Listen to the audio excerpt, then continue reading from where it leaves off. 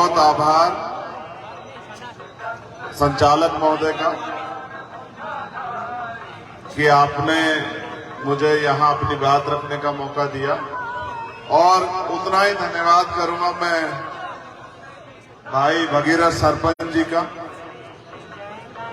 जिनके प्रयास से आप और मैं आज यहाँ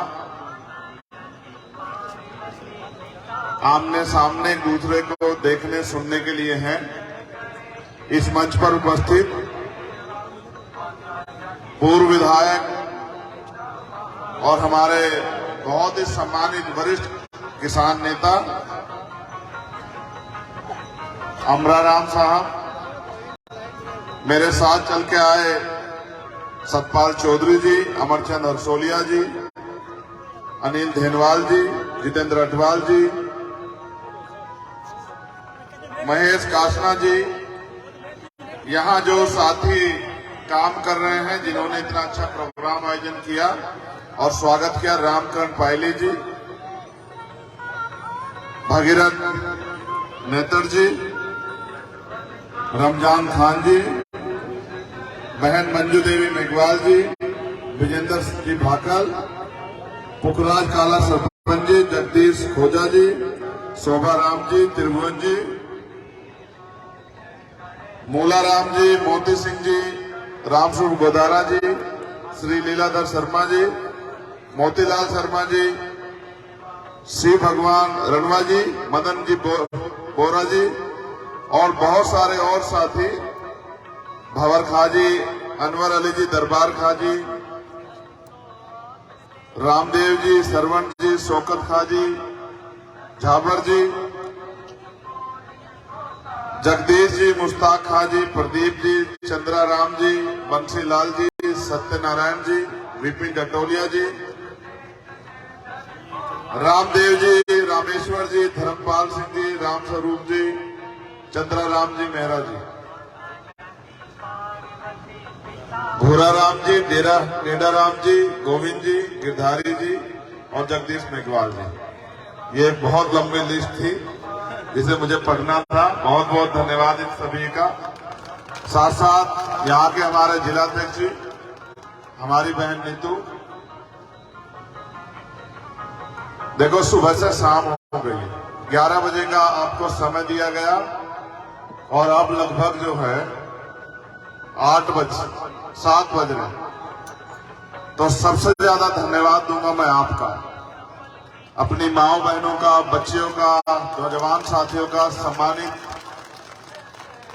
बुजुर्ग युवा साथी जो यहाँ लंबे समय से टिके हुए। हमारा क्या है, हम तो काम करते हुए आए, आके अब आपके बीच में हैं, यहाँ अपनी बात रखेंगे, फिर आगे की तरफ चलेंगे, फिर वहां जाके बात रखेंगे, और इसी तरह कारवां चलता रहेगा जब तक एक एक व्यक्ति तैयार नहीं हो जाता अपने हक अधिकारों को लेने के लिए, तब तक हमारा काम जारी रहेगा।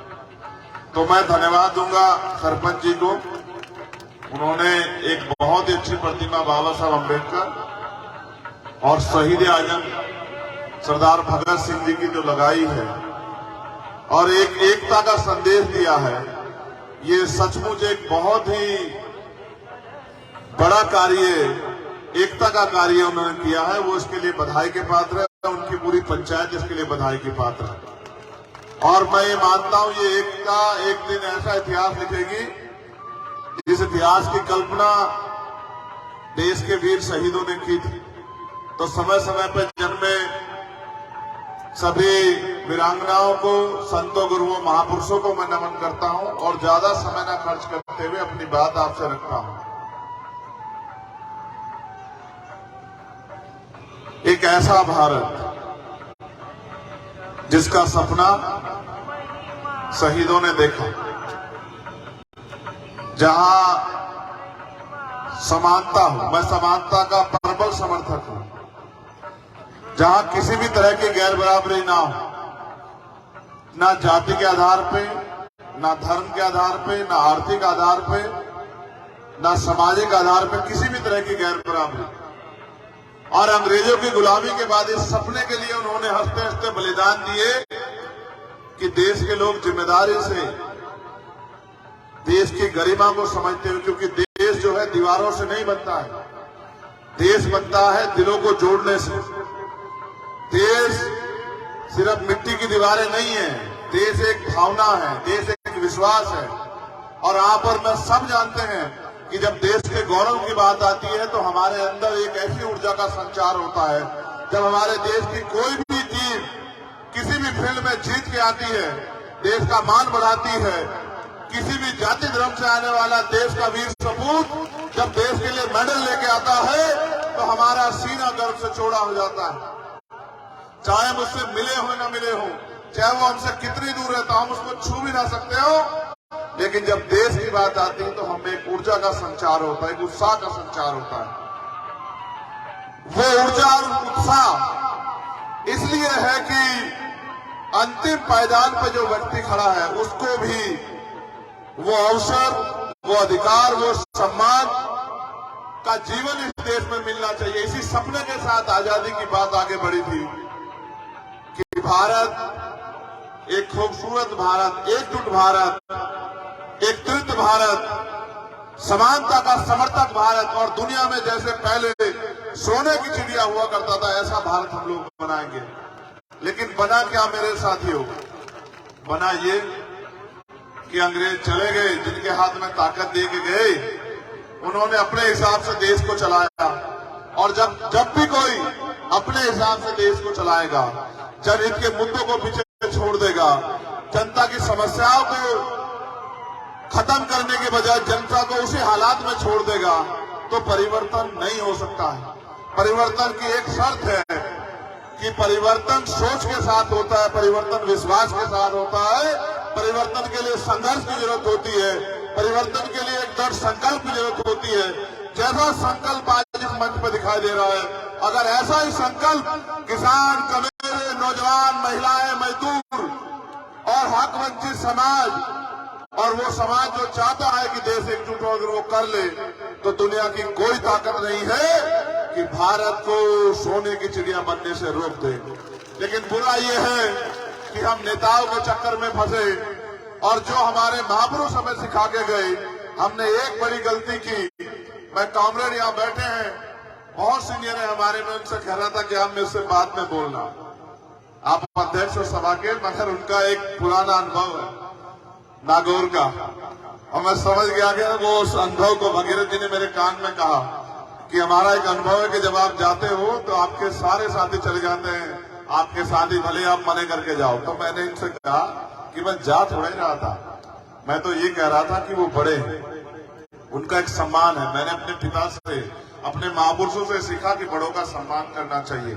तो इसलिए मैं चाहता था कि वो अध्यक्षता कर रहे हो, मेरे बात बोले और हम सब लोगों को अपनी बात से जो है वो आशीर्वाद भी दें और हमें रास्ता भी दिखाएं। लेकिन जब मुझे बाद में अवसर मिला तो मैं जो आपसे कहना चाहता हूं वो ये है कि शिक्षा जो है वो एक हथियार है, ऐसा हमें बताया गया, समझाया गया। शिक्षा सिर्फ रोटी रोजी का काम नहीं है, शिक्षा आपको तर्क करने की शक्ति देता है, तर्क की कसौटी पे आने की शक्ति देता है। शिक्षा दोस्त दुश्मन, अच्छे बुरे की पहचान कराता है। लेकिन जिस तरह से इस देश में तमाम सरकारों ने यहाँ के लोगों के साथ खिलवाड़ करने का काम किया कि शिक्षा को रोजगार बना दिया, प्राइवेट स्कूल खड़े कर दिए, सरकारी स्कूल की एजुकेशन कमजोर कर दी, गरीब भी अपने बच्चों को प्राइवेट स्कूल की तरफ लेके जाता है और उसकी जेब में पैसे नहीं होते, पैसे के लिए, पैसे पूरे करने के लिए उसको अपनी जमीन गिरवी रखनी पड़ती है, अपना पेट काटना पड़ता है, अपनी जो तमाम तरह से साधन संसाधन है वो लगाने पड़ते हैं कि बच्चा पढ़ लिख लेगा। लेकिन रोजगार में भी खेल कर दिया कि नौजवान पढ़ लिख के घूम रहा है। एक तो वो तर्क की कसौटी पे नहीं आया, क्यों नहीं आया? क्योंकि एजुकेशन को उसने समझा कि इससे रोजगार मिलेगा और वो रोजगार की लाइन में लग गया। रोजगार तो मिलेगा, ये सत्य है, लेकिन ज्ञान भी मिलेगा। आज लोगों में ज्ञान की कमी है। रोजगार, जो जिनपे ज्ञान है वो सत्ता को बदल सकते हैं, जिनपे ज्ञान है वो सरकार की जो है क्रियाकलाप देख के, सरकार की नीतियों देख के ये आकलन कर सकते हैं कि सरकार किसका काम कर रही है। सरकार जनता के लिए काम कर रही है या पूंजीपतियों के लिए काम कर रही है? सरकार किसानों के लिए काम कर रही है या मजदूरों के लिए काम कर रही है? सरकार उनका शोषण कर रही है या सरकार उनको पैरों पे खड़ी कर रही है? इसलिए तर्क की कसौटी पे नौजवान खड़ा ना उतर जाए, इसलिए शिक्षा का बाजारीकरण यहाँ किया गया। मैं शहीद आजम भगत सिंह को जब याद करता हूं, आज जब उन्होंने हमें उस रथ में चढ़ाया, तो मैंने उस साथी से कहा कि वो गाना बजाना कि सरफरोशी की तमन्ना अब हमारे दिल में है और देखना है जोर कितना बाजुए कातिल में है। ये गाना एक बार मैं जेल में था, विधायक जी, 2 अप्रैल 2018 का आंदोलन हुआ, बहुत सारे बच्चों पे मुकदमे लगे, 17 बच्चों की शहीदी हो गई। मैं जेल में कुछ कर नहीं पा रहा था, तो मैंने कहा क्या करूं, तो मैंने सोचा कि चलिए गांधी जी के तरीके से लड़के देख लेते हैं। मैं भूख हड़ताल में चला गया, जेल में और कोई रास्ता नहीं था, अपना विरोध दर्ज कराना था। तो 8 दिन हो गए मुझे भूख हड़ताल। वो रोज अखबार में छपवा देते कि चंद्रशेखर तीनों टाइम खाना खा रहे हैं। कहीं ना कहीं से मेरे परिचित अखबार की कटिंग मुझे लाके देते कि देखो आज ये छपा है। बाहर लोग आंदोलन कर रहे थे, मैं उस आंदोलन का साझेदार बनना चाहता था बस। तो मैंने अपने अधीक्षक से कहा कि सर, उन्होंने कहा चंद्रशेखर कोई मांग हो तो बताओ। मैंने कहा एक ही मांग है, आज आप मुझे लेजेंड ऑफ भगत सिंह दिखवा दो। तो अधीक्षक मुझसे कहने लगे कि बिना उसको देखे तुमने हमारी नाक में दम कर रखा, उसको देख के जो है तुम और पक्का संकल्प कर लो, हम कहां जाएंगे भाई, हम नहीं दिखाएंगे।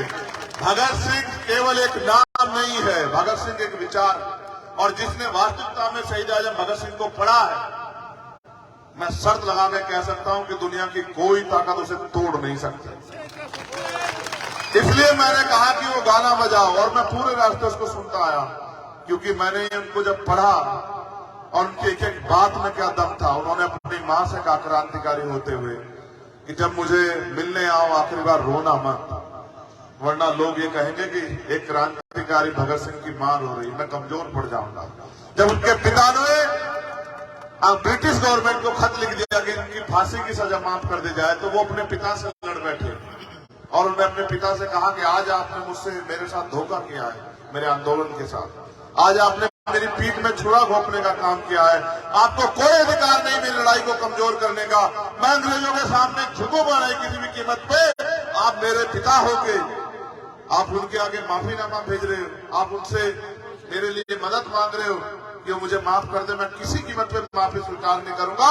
मैंने फांसी का तख्त इसलिए अपने लिए तय किया है कि मेरे जाने के बाद लोग जाग जाएं।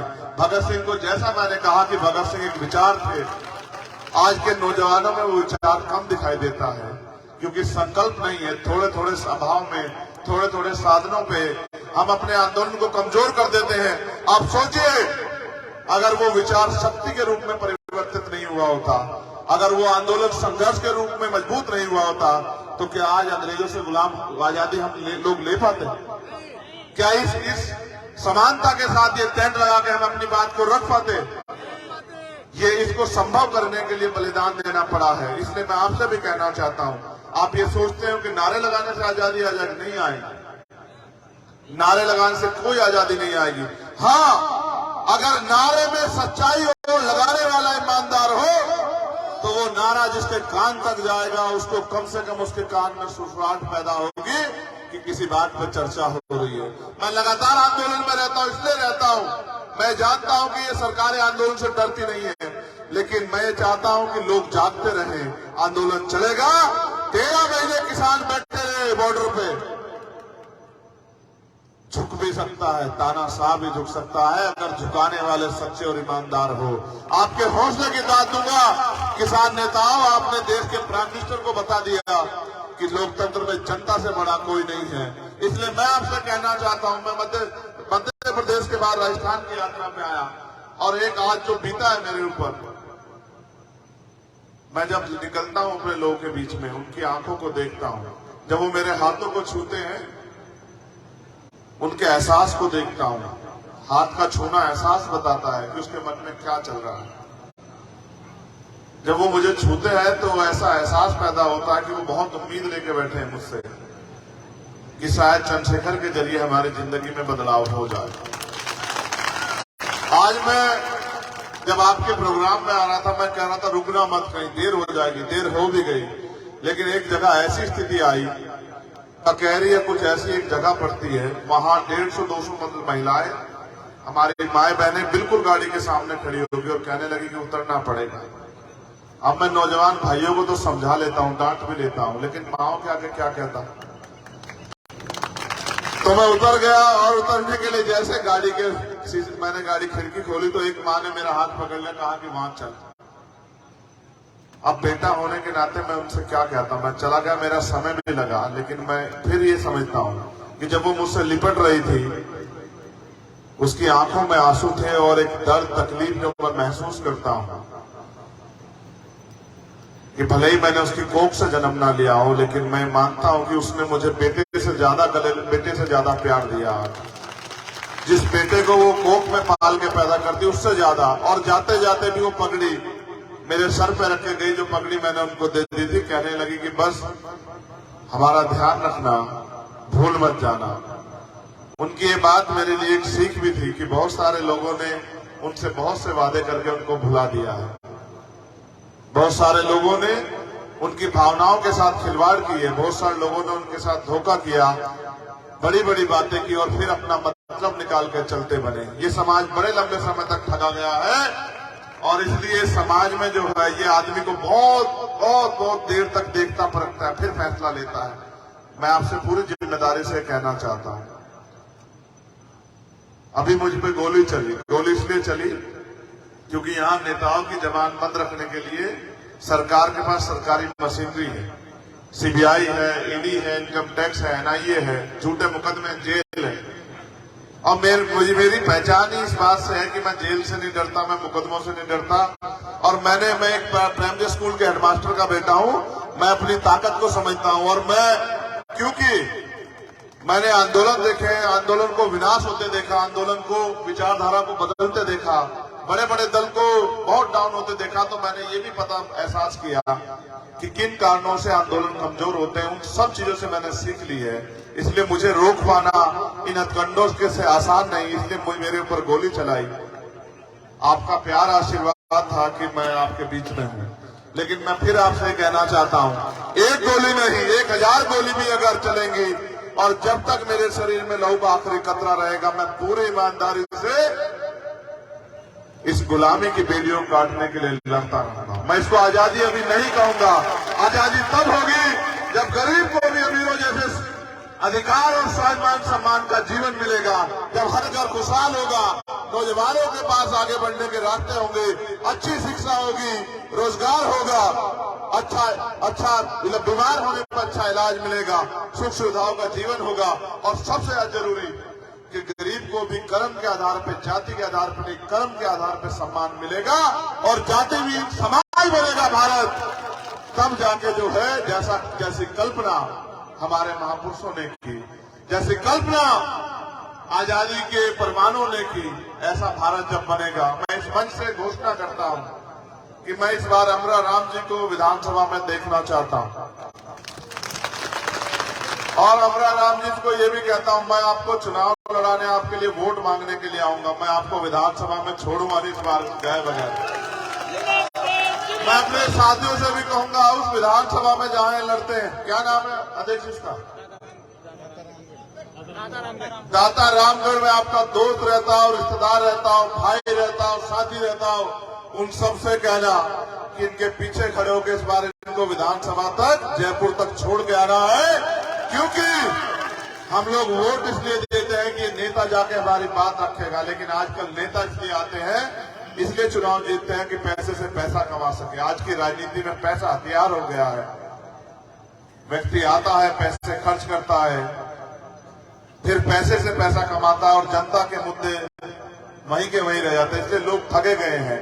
मैं अपने लोगों से भी कहूंगा, वोट का अधिकार गुलामी से मुक्ति के लिए मिला है, वोट का अधिकार बेकदरी के लिए नहीं मिला है। और राजस्थान में क्या हाल है, 2 अप्रैल 2018 आपने देखा, और केंद्र की सरकार क्या कर रही है आप देख लो, धीरे धीरे संविधान को खत्म करने का काम कर रही है, धीरे धीरे संविधान के मूल उद्देश्य को कमजोर करने का काम कर रही है। पहले नौकरियां आती थी, अब नौकरियों के नाम पे झुंझुने हैं, अब लेटरल एंट्री है, अब ठेकेदारी है, संविदा के नाम पे अपने लोगों को, विधायकों को, मध्य प्रदेश में मैं था, विधायकों के रिश्तेदार मंत्रियों के रिश्तेदार सब नौकरी लग गए और गरीब के बच्चे लाइन में खड़े रह गए। और यहाँ बसों में बैठ के पेपर लीक होते हैं, पूरी की पूरी बस अपनी बना के और उसमें बैठ के गरीबों के अधिकारों को, नौजवानों के अवसरों को कुचला जाता है। और जुल्म क्या हुआ है आप बेहतर जानते हैं। यहाँ विपक्ष नहीं है अध्यक्ष जी, यहाँ विपक्ष नहीं है। ये लोकतंत्र की खूबसूरती है कि विपक्ष होना चाहिए, सत्ता तानाशाह हो, लेकिन यहाँ विपक्ष नहीं है। इसका सबसे बड़ा प्रमाण ये है कि जब दलितों पे, आदिवासियों पे, पिछड़ों पे और माइनॉरिटी पे अत्याचार होता है, आप विश्वास कीजिए कि अगर कांग्रेस की सरकार में होता तो बीजेपी के लोग बैठ के तमाशा देखते हैं, और बीजेपी की सरकार में होता है तो कांग्रेस के लोग बैठ के तमाशा देखते हैं। ये विपक्ष नहीं है, लोकतंत्र नहीं है। मैंने बहुत सारी घटनाएं देखी। आपको इंद्र मेघवाल याद होगा, आपको जितेंद्र मेघवाल याद होगा, आपको कार्तिक भील याद होगा, आपको ओम प्रकाश रैगर याद होगा, आपको नासिर जुनैद याद होंगे। आप ये बताओ, नासिर जुनैद को यहाँ से उठा के लेके गए, मारा पीटा हरियाणा में, और फिर जब पुलिस ने भी मना कर दिया कि इनको हम नहीं रखेंगे, फिर उन दोनों बच्चों को, वो हमारे भाई थे, उनको जला के मार दिया। मुख्यमंत्री जी को बिल्कुल खबर नहीं हुई। हमने पूरे राजस्थान में आंदोलन कराया, पूरे हरियाणा में आंदोलन कराया, पूरे उत्तर प्रदेश में आंदोलन कराया, उत्तराखंड में आंदोलन कराया। फिर मुख्यमंत्री जी को लगा कि जिनको गुलाम समझते हो मुस्लिम समाज के लोगों को, ये वोट बैंक ना खिसक जाए, फिर भागे भागे गए कि मैं भी तुम्हारा कुछ लगता हूं, मैं भी तुम्हारे लिए कुछ कर सकता हूं। ये बात मैं आपको इसलिए बता रहा हूं कि अगर वास्तविकता में विपक्ष होता तो सरकार की नाक में दम कर देता। 2 बच्चों की हत्या हुई थी, और जिस तरह से मैंने आपको बताया कुछ अमन सिटी में जो हुआ, आपने देखा किस तरह तमाशबीन बने हुए थे। पहले जाति देखते हैं अपराधियों की, फिर ये देखते हैं कौन सी पार्टी जुड़ा है, उसके बाद आते हैं। इसलिए मैं आपसे कहना चाहूंगा कि ये जो मजाक आपके साथ चल रहा है, इस मजाक को आपको रोकना पड़ेगा, और ये ताकत आपके हाथ में है। बस जनता ये नहीं सब जान पाती या इस बात को समझने में कमजोरी दिखाती है। उनको लगता है नेता बड़ा है, और मैं ये कहता हूं कि लोकतंत्र में जनता बड़ी है। जनता चाहे तो भगीरथ जैसे साथी को विधानसभा भेज दे, और अगर जनता चाहे तो राजस्थान के मुख्यमंत्री जी को विधानसभा में घुसने भी ना दे। ये जनता के हाथ में है। जनता पता नहीं अपने आप को क्यों कमजोर समझती है। इसलिए मैं आपसे कहना चाहता हूं, आपके पास वोट की शक्ति है, वोट 2 धारी तलवार है। अगर आपने अपने व्यक्ति को दी जो आपका हित चाहता है, जो आपके लिए लड़ रहा है, तो वो विधानसभा में भी आपके लिए लड़ेगा और आपकी समस्याओं का सलूशन कराएगा। और अगर आपने किसी भी लाभवश, किसी भी सुविधावश, किसी की बातों में आपके ऐसे व्यक्ति को दे दी जो विचार से भी आपके साथ ना हो, व्यक्तिगत भी आपके साथ ना हो, कुछ ही समय का मित्र हो, तो फिर 5 साल रोने के लिए, चिल्लाने के लिए, तड़पने के लिए तैयार हो जाओ। अगर आपको अपने 5 साल के भविष्य का फैसला करना है तो अगले 2 महीने मेहनत करो, एक वोट को तैयार करो, वोट को संगठित करो और एकजुट होके अपने अधिकारों के लिए वोट दो। फिर देखो आपकी जिंदगी कैसे बदलती है। 52% पिछड़ा वर्ग रहता है यहाँ। मंडल कमीशन भी आज कितने % आरक्षण मिलता है, अब अपने आप देखो। क्यों नहीं बैंक लोग भर रहा है? क्यों SC/ST के लोगों पर अन्याय अत्याचार बंद नहीं हो रहा? सरकार का जो तिजोरी होती है, आप इस बात को गौर से समझना, ये सबसे बड़ी समझने की बात है। लोग नहीं समझ रहे हैं। अभी मुख्यमंत्री ने कुछ योजनाओं लागू की है और लोग सोच रहे हैं कि मुख्यमंत्री हमें कुछ दे रहे हैं। सच ये नहीं है। आप इस बात को समझो कि जो सरकार की तिजोरी होती है वो आपके पैसे से भरती है। आपका पैसा टैक्स के रूप में उस तिजोरी में जाता है। उस पैसे को आपके ऊपर लगाने के काम को मैं बहुत बड़ा काम नहीं मानता हूं। आपका पैसा आपके ऊपर लगना चाहिए। मैं तो ये मानता कि मुख्यमंत्री यहाँ के नौजवानों को 5-5 हजार रुपए भत्ता देते जो बेरोजगार घूम रहे हैं, तब मैं मानता मुख्यमंत्री जी कुछ कर रहे हैं। यहाँ के गरीबों के बच्चों को पढ़ने के लिए विदेश भेजते योजना बना के, यहाँ की बहन बेटियों की सुरक्षा की व्यवस्था करते, बहन बेटियों के लिए रोजगार की व्यवस्था करते, किसानों की फसल के दाम उनको मिले, MSP की गारंटी मिले, मजदूर को न्यूनतम वेतन मिले, इसकी व्यवस्था करते। सरकारी कर्मचारियों के साथ उत्पीड़न ना हो जाती धर्म के नाम पे, बैकलॉग भरा जाए, जिन पे जमीन नहीं उनको जमीन मिले, जिन पे उद्योग धंधे ने उनको उद्योग धंधे मिले, जिन पे लोन है उनको लोन मिले। अगर ऐसी व्यवस्था करके सरकारें आपको आपके पैरों पर खड़ा करती तब मैं मानता सरकारें आपकी हैं। और अगर वो ऐसा काम नहीं कर रही है तो मुंह से मान के सुन लो कि ये सरकारें आपकी नहीं, और जो सरकारें आपकी नहीं है वो आपका भला नहीं कर सकती है। इसलिए आपसे कहना चाहता हूं, अगर वास्तविकता में आप चाहते हो कि चंद्रशेखर आपके लिए कुछ करे तो फिर मेरे हाथों को वोट की शक्ति से मजबूत करो, क्योंकि जब तक आप मुझे वोट की शक्ति नहीं दोगे मेरे पास आपकी जिंदगी बदलने की ताकत नहीं आएगी। अगर ताकत का एक फॉर्मूला है, ताकत चाहते हो तो ताकत दो, और जिस दिन आपने ताकत देनी शुरू करी, याद रखना उस दिन आपके साथ होने वाला अन्याय जो है एक झटके से बंद होना शुरू हो जाएगा। और एक ऐसा समय आएगा कि हर कोई स्वाभिमान सम्मान के साथ जिएगा, किसी के साथ अत्याचार नहीं होगा, जुल्म नहीं होगा, अपमान नहीं होगा। ये तब होगा जब आप इन निकम्मे नेताओं को छोड़ के आप ताकत जो है जो आपके पास है, जिसको बाबा साहब अम्बेडकर ने 4-4 बच्चों कुर्बानी से दी, इसको चंद्रशेखर आजाद को सौंपने का काम करोगे, तब ये परिवर्तन होगा। वरना सड़कों से आंदोलन हो सकते हैं। एक कानून बदलवाने के लिए यहाँ किसान नेता बैठे 13 महीने लगे, जो किसान कानून चाहते ही नहीं। अगर आप अधिकार चाहते हो तो फिर 10 साल आंदोलन करना पड़ेगा, या फिर एक अच्छा रास्ता यह है कि आपके अंगूठे में इतनी शक्ति है। पहले लोग राजतंत्र था, तलवारें चलती थी, भाले चलते थे, हाथी घोड़ों पे युद्ध होते थे, हजारों लोग शहीद हो जाते, तब जाके राज बदलता था। आज मेरे लोगों आपके हाथ में इतनी शक्ति है, ऐसे अपने निशान पे बटन दाब देना, फिर देखना आपका विधायक जीत के जाएगा, सरकार बनेगी और फिर आपकी समस्याओं के लिए सरकार लड़ेगी। मैं तो आपको जगाने के लिए आई, ये मेरा काम। मैं मानता हूं कि लोग धीरे धीरे जागेंगे, लेकिन आज नहीं तो कल जागेंगे। हमें भरोसा है कि हमारे महापुरुषों के सपनों का भारत बनेगा, जहां समानता होगी, जहां बंधुत्व होगा, जहां भाईचारा होगा, जहां लोग एक दूसरे के खून के प्यासे नहीं होंगे। आज आप मार्केट में जाके देखो, लोग जहर बेचने से परहेज नहीं कर रहे हैं। अगर 2 पैसे जेब में मिलते हो, कितनी चीजों में मिलावट हो रही है, आप जाके देख लो। देखो क्या हालात हो गई है। इसलिए आपको अपने पक्ष में फैसले लेने पड़ेंगे, तभी भ्रष्टाचार के खिलाफ कानून बनेंगे, तभी भ्रष्टाचारियों पर कार्रवाई होगी, तभी ईमानदार लोगों को आगे बढ़ने का अवसर मिलेगा, जब आप अपनी वोट की शक्ति को समझोगे। इसलिए मैं आपसे अपील करूंगा कि आने वाले कल में जो अगले 2 महीने आपके पास हैं, एक होता वोट देना, एक होता वोट दिलाना। एक आदमी, एक व्यक्ति को तैयार रोज करे, अपनी जिम्मेदारी को समझे, और फिर देखिए अगले 1.5 महीने में एक आदमी 60-70 लोगों को तैयार करेगा।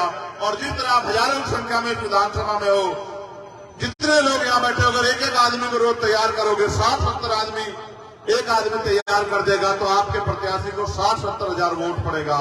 और जब आपके प्रत्याशी को 60-70 हजार वोट पड़ेगा, आपका प्रत्याशी 10:30 बजे विधानसभा में जाएगा। जब विधानसभा में जाएगा तो आपके हकों के लिए लड़ेगा। इसलिए मैं आपसे अपील करूंगा, अपनी जिम्मेदारी को समझो, अपनी जिम्मेदारी को अपने कंधों पे उठाओ और आगे बढ़ के काम करो, मेहनत करो, गली गली जाके लोगों को तैयार करो। सिर्फ नारों तक सीमित मत रहो। ये जब भी घर उठो तो बाबा साहब के उस बात को याद रखो कि पॉलिटिक्स द मास्टर की, राजनीतिक सत्ता वो चाबी है जो आपके सारे ताले खोल सकती है। अगर चूक जाओगे तो अगले 5 साल दुनिया के अन्याय अत्याचार के लिए तैयार रहना, सहने के लिए। और अगर नहीं चूके तो अगले 5 साल में आपकी जिंदगी में इतना बड़ा परिवर्तन होगा, क्योंकि मैं मानता हूं कि आज के जो हालात हैं, नेक टू नेक की फाइट है। अगर आपने अपने जनप्रतिनिधि भी जिता दिए तो आपके जरिए सरकार बनेगी, और जब आपके जरिए सरकार बनेगी तो जो योजनाएं हम चाहते हैं वो राजस्थान में लागू होगी, उन्हें कोई रोक नहीं पाएगा। फिर हम बताएंगे किस तरह से आपकी जिंदगियां बदलती है। बहुत बहुत धन्यवाद। मैं भगीरथ जी का दोबारा धन्यवाद करूंगा, उनके साथियों का धन्यवाद